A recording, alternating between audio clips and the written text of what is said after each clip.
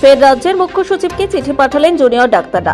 7 দফা দাবির কথা মনে করিয়ে দিয়ে রাজ্যের মুখ্য সচিব মনোজ পান্থকে চিঠি দিলেন জুনিয়র ডাক্তাররা।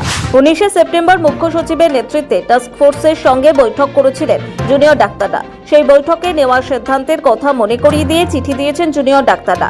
চিঠিতে যে বিষয়গুলি মনে করিয়ে দেওয়া হয়েছে সেগুলি হলো: সরকারি হাসপাতালে থ্রেট কালচারের সঙ্গে জড়িতদের বিরুদ্ধে পদক্ষেপ গ্রহণের জন্য কেন্দ্রীয় স্তরে অনুসন্ধান কমিটি গঠন।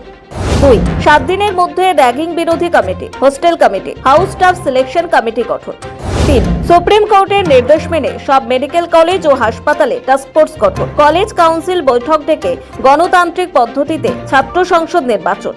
4. ওয়েস্ট বেঙ্গল সার্ভিস রুল অনুযায়ী চিকিৎসক ও স্বাস্থ্যকর্মীদের জন্য স্বচ্ছ এবং যথাযথ বদলি নীতি কার্যকর করা। 5. কলেজ কাউন্সিল, অভ্যন্তরীণ কমিটি, রোগী কল্যাণ সমিতি, র্যাগিং প্রতিরোধ কমিটিকে পরবর্তী 7টি কর্মদিবসের মধ্যে সক্রিয় করে তোলা। 6. কমিটিগুলিতে junior doctor, senior doctor, nurse এবং অন্য স্বাস্থ্যকর্মীদের প্রতিনিধিত্ব রাখা। 7. প্রতিটি মেডিকেল কলেজে ডাক্তারির স্নাতক পড়ুয়া এবং আবাসিক ডাক্তারদের নিয়ে অভ্যন্তরীণ অনুসন্ধান কমিটি গঠন। জুনিয়র ডাক্তারদের প্রশ্ন, আগের বৈঠকে যা যা প্রতিশ্রুতি দেওয়া হয়েছিল তা কেন এখনো মানা হচ্ছে না, সেই উত্তর চেয়ে চিঠি পাঠানো হয়েছে মুখ্য সচিব মনোজ পান্থকে।